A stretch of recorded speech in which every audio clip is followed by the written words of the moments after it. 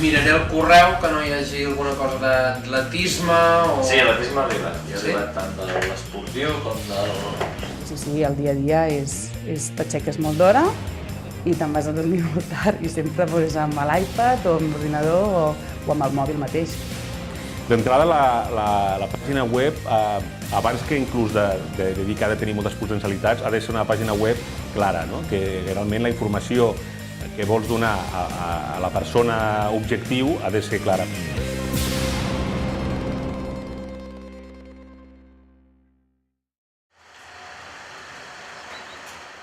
Bé, l'experiència en comunicació ja ve de llarg, fa molts anys amb el tema de les BBS i comunicació amb un mòdem de 2.400K a casa i tot, però potser l'interès més gran va ser gràcies a que amb internet i l'ample de banda que es va popularitzar tant a empreses com a particulars va créixer arran dels anys 90, que va permetre que ja no només des de casa, sinó ja des dels mòbils, podies operar i comunicar-te molt fàcilment.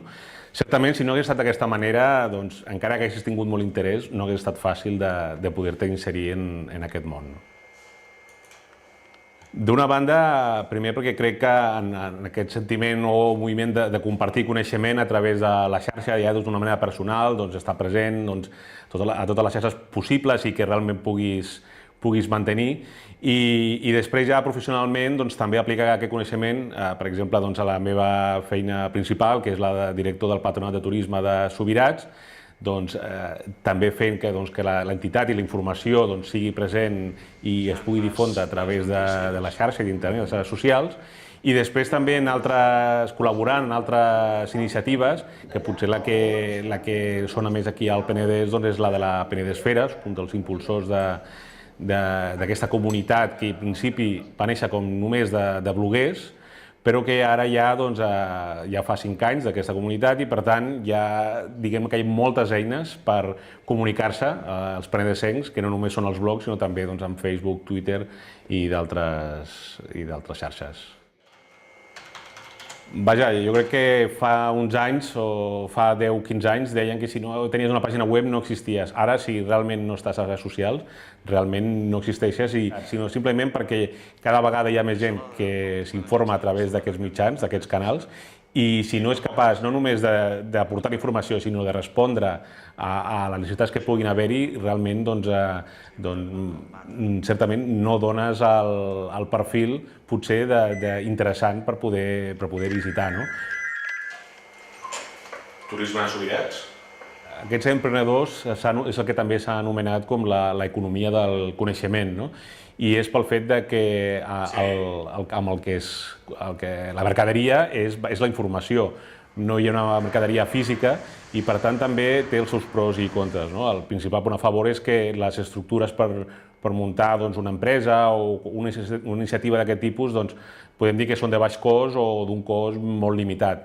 En canvi, sí que s'ha de dir que hi ha molta oferta cada vegada més i potser cada vegada costarà més de poder triomfar en aquest àmbit, però sí que cal dir que és ara mateix, tal com està la situació econòmica, potser és la millor opció, encara que pugui costar el seu esforç, com a tot arreu i tots els sectors, però sí que és la millor opció per això, perquè ràpidament pots muntar una iniciativa de qualsevol tipus relacionada amb la xarxa i que, a més, no necessites una inversió forta de bon principi. Veus? I també per pintar, aquí tens les famílies, aquesta és la novetat, les que arriben ara, llavors el nen pot apuntar, el nen o la nena pot apuntar la que va rebent, que és la més nova, les frissones. Aparentment sembla que sigui tot molt fàcil. Tothom que diu, tens una empresa de comerç electrònic i tal, doncs des de casa que còmode, que fàcil, que amb un clic arribes a tothom i que surts a internet i que tothom et compra i que et fas conèixer i tal, doncs bueno, tot costa. O sigui, s'ha de dir que té molts avantatges i té alguns inconvenients, està clar, no?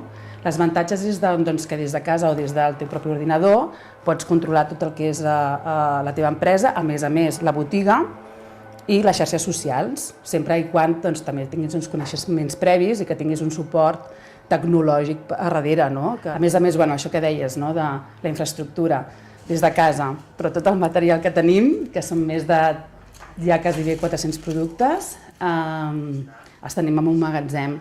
Els tenim en un magatzem que controlo jo, perquè ara mateix doncs, faig jo el que és l'estocatge, faig jo el que és la introducció de dades amb ajuda del proveïdor web, tot el que són les xarxes socials o tot el que és el pla de màrqueting, comunicació, també el faig jo mateixa i sempre m'ajudes, clar, del meu marit, potser a vegades de tant en tant posa alguna idea. I després el tema d'infraestructura és casa-magatzem i el tema de la venda doncs, és tot venda online, però sí que hi ha molts inconvenients perquè a l'hora d'anar a sopar, a vegades arriba l'hora d'anar a sopar i encara estàs carregant productes a la web o contestant algun e-mail o fent una promoció especial perquè algú t'ha demanat un cross-selling o un cross-marketing, jo què sé, alguna cosa, i llavors dius, per llançar-ho demà, no? Les 24 hores es fan eternes.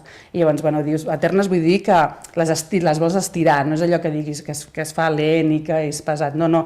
Les vols allargar al màxim perquè ara quan hem començat, nosaltres ens vam posar al novembre, llavors cada dia volem fer coses diferents, no? Per atraure més clients i per poder estar en un bon posicionament i que ens coneguin. Doncs mira, nosaltres de moment tenim la web en castellà. La idea era de fer-la en diferents idiomes. I és que des de l'inici ja teníem la web preparada per fer-la en anglès. L'única cosa que tot costa i que al dia a dia sí que és veritat que hi ha una voragen que mai tu penses i sobretot tenir la web actualitzada amb tots els productes i a més costa. Llavors ara estem amb el projecte ja amb el proveïdor web de posar la web en anglès, perquè nosaltres la nostra idea ja, perquè el nom ja ho diu, For Kids and Friends, la nostra idea era d'internacionalitzar-la.